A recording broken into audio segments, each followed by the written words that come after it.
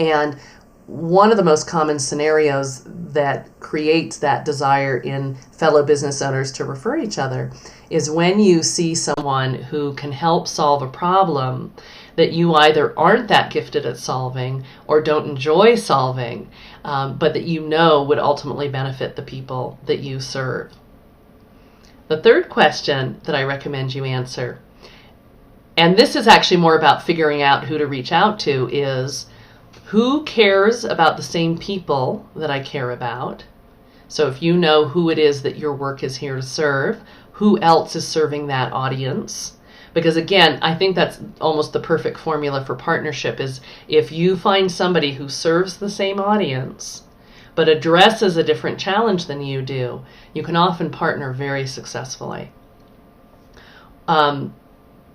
You could also look at who addresses similar problems, but that's where the subtlety and of what you offer comes into play, because if they work with the same people and solve the same problem, then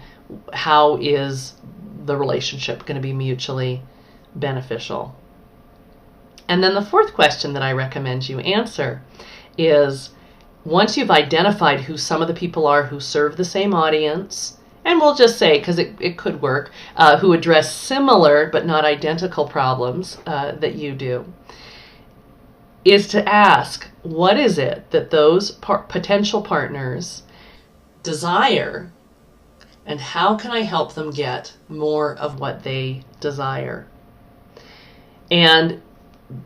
there's a little secret here, which is you may actually have to reach out to them before in order to answer this question, not before. But even before you reach out to someone, this is where it's really good to gather information on the people you're considering reaching out to as partners. And in this day and age where so many of us do publish e-zines and have blogs and share information, you should be able to start to glean what it is this person desires and is pursuing, so that you can start to get some feeling of how you might be able to engage with and partner with them. It's not so much that you want to go into one of these conversations knowing off the bat what you're going to propose, because ultimately the best partnerships, there's some surprise and some back and forth and some exploration, but that you want to reach out to the partnership from a place not of here's how you can help me, but including in the conversation, how can I use my gifts and talents, my unique access to universal wisdom, to help you get something that's important to you?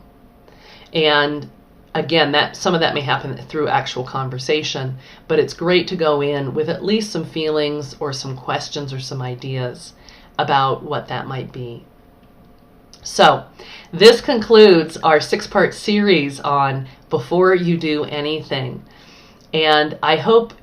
that this series has really inspired you to ask yourself some really big picture questions. Because the clearer your big picture, the more grounded you are in the purpose and the meaning and the big reason behind you doing what you do, the more powerful your efforts tend to be on the practical realm.